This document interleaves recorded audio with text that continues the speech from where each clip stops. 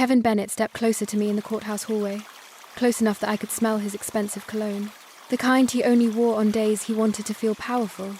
"Today is the best day of my life," he said, his voice low and confident. "I am taking everything from you." He smiled, as if the outcome had already been written. Behind him stood Sophie Lane, his assistant, his lover, his victory trophy. She did not say a word. She did not have to. Her smile did it for her. Sharp, certain, cruel. People walked past us.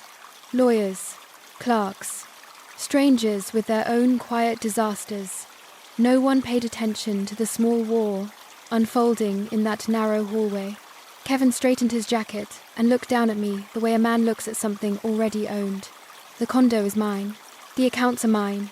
You should have taken the settlement when you had the chance." I said nothing. That silence irritated him more than tears ever could. He wanted fear. He wanted begging.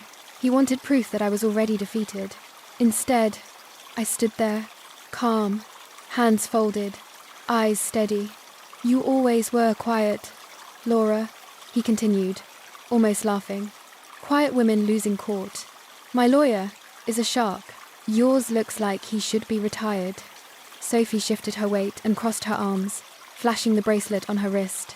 "The one he bought with money he thought I would never trace." Kevin leaned in one last time. "After today, you will have nothing. No home, no leverage, no future."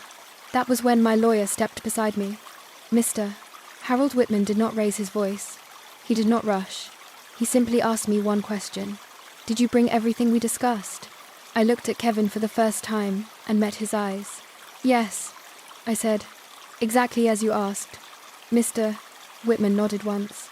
Then he turned slightly toward Kevin and spoke calmly.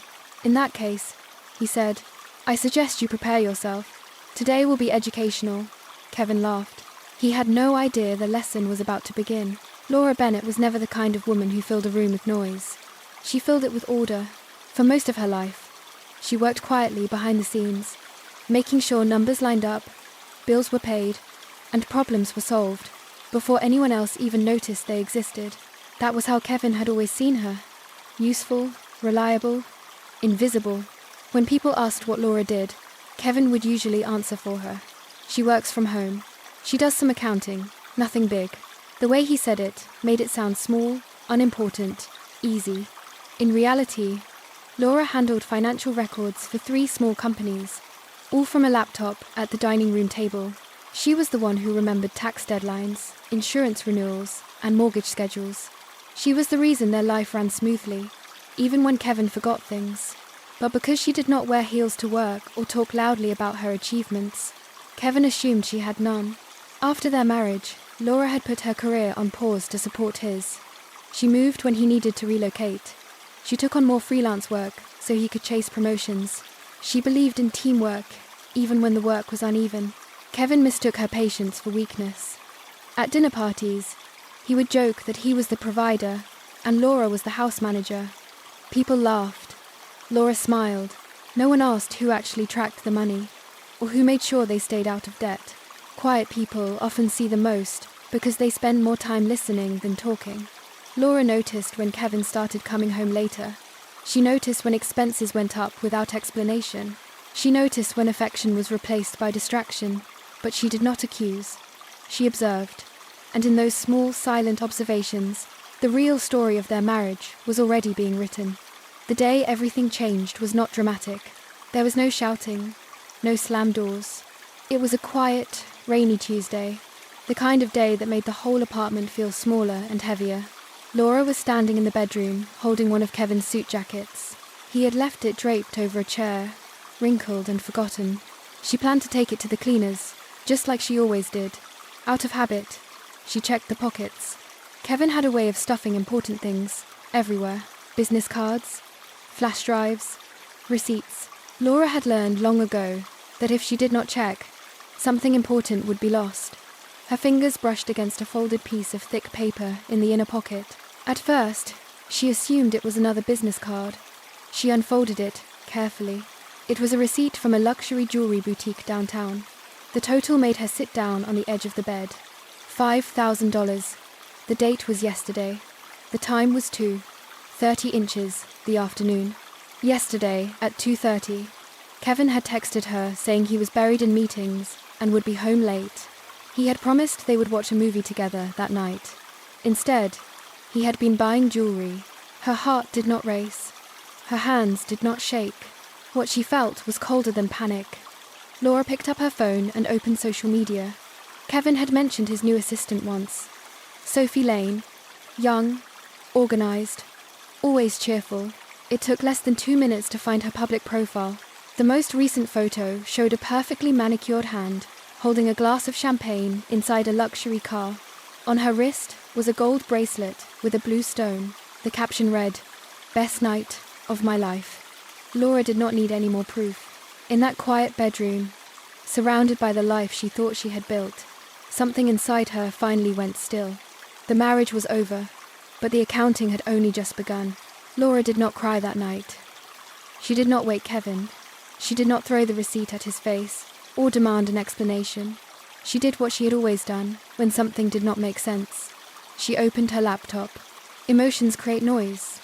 Numbers create clarity. That had been her rule since her first accounting class.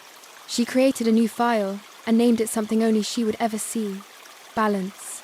Then she began to work. She logged into their shared financial accounts first. Credit cards, savings, mortgage payments. Kevin had always believed she did not pay attention to those things. He thought money just appeared when needed. Laura pulled every statement from the last 3 years. She saw patterns immediately. Small charges at first, restaurants, rides, gifts.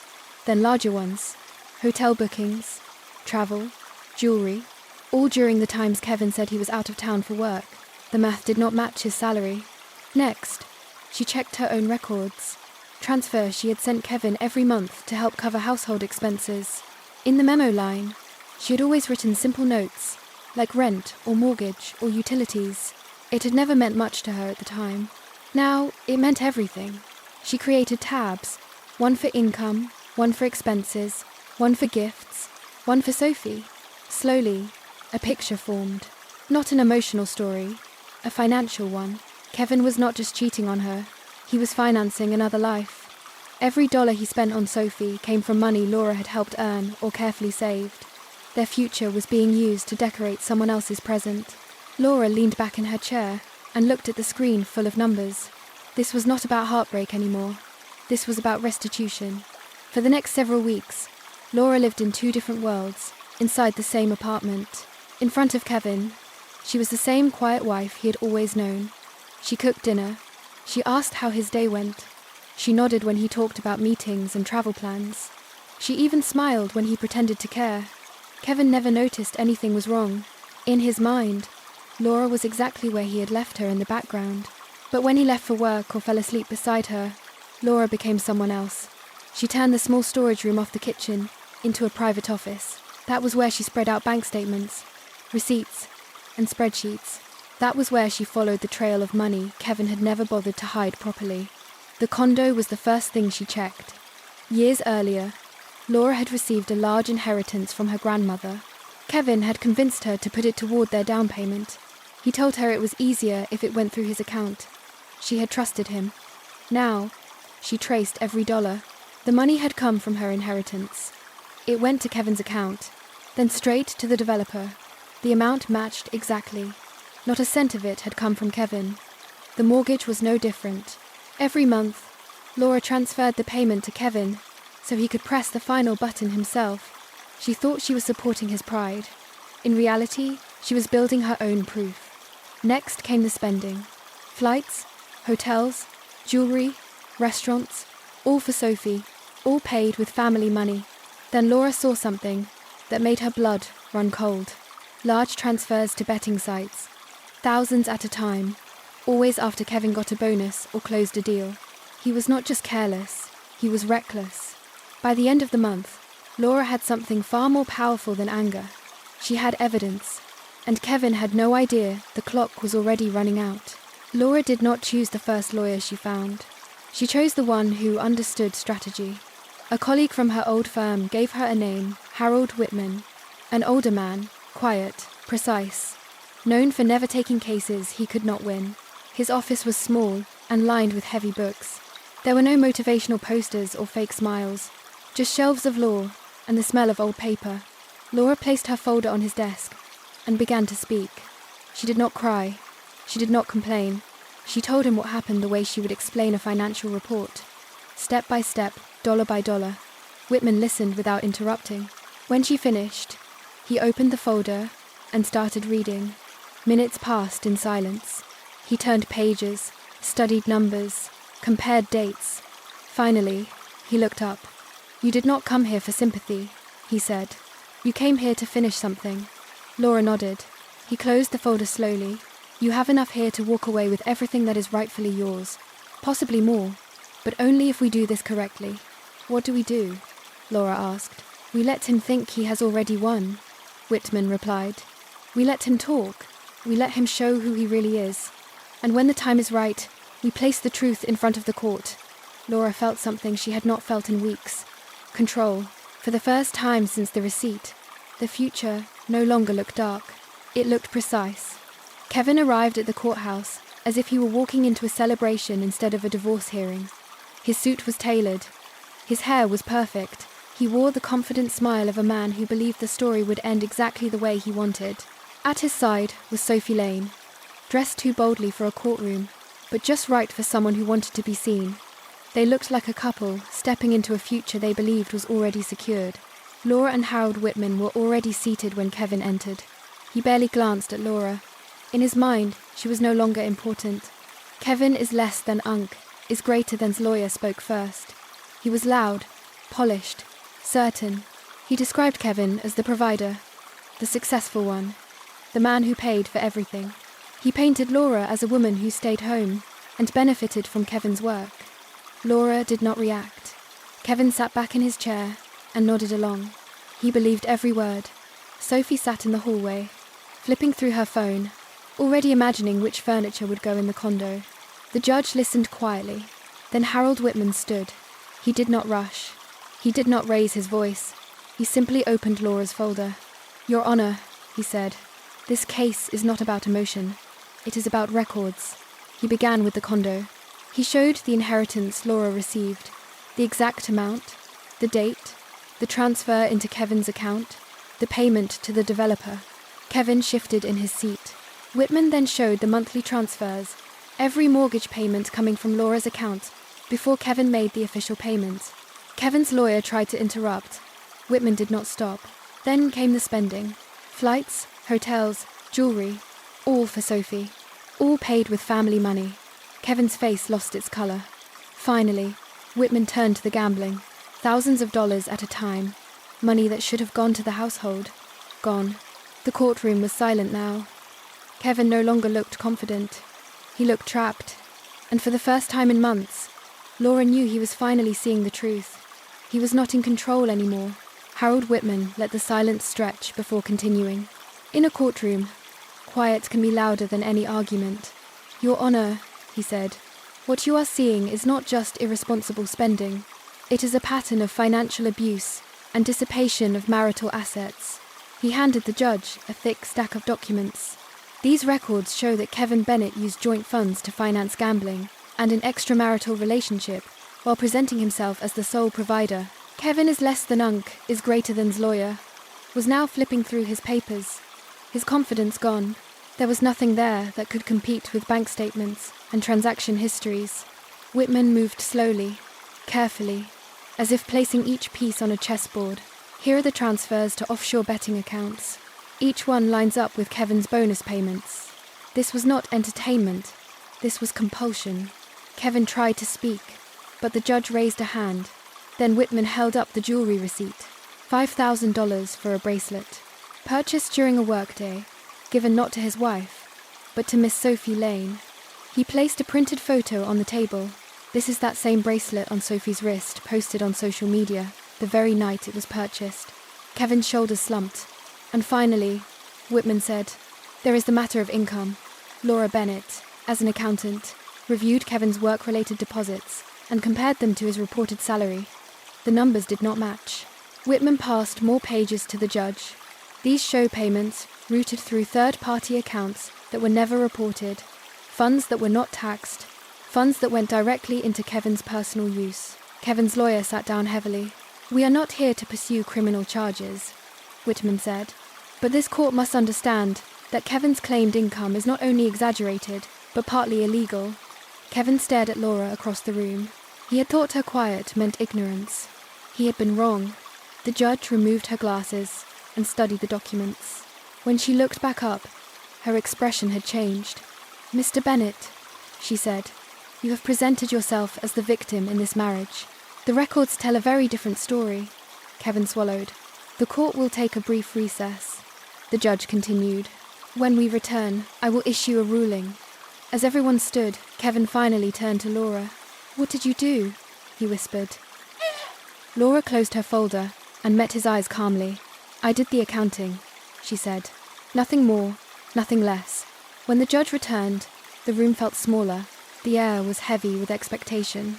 She did not speak slowly. She did not soften her tone. "The condo," she said, "is recognized as the separate property of Laura Bennett. It is not subject to division." Kevin's head dropped. The court further finds that Kevin Bennett dissipated marital assets through gambling and gifts to a third party. He is ordered to reimburse Laura Bennett for half of the proven losses. Kevin's lawyer did not look up. The vehicle purchased during the marriage will remain with Kevin, along with the remaining loan obligation. With each sentence, Kevin's future grew narrower. Laura did not smile. She did not celebrate. She simply breathed. Outside the courtroom, Sophie was waiting. Her patience vanished when she saw Kevin's face. "Did we win?" she asked. Kevin shook his head. Sophie stepped back as if he had become someone else. "You said there was money," she snapped. "You said we would live well." Kevin had no answer. Sophie turned and walked away without looking back. Minutes later, Kevin is less than unk, is greater than's phone rang. It was his company.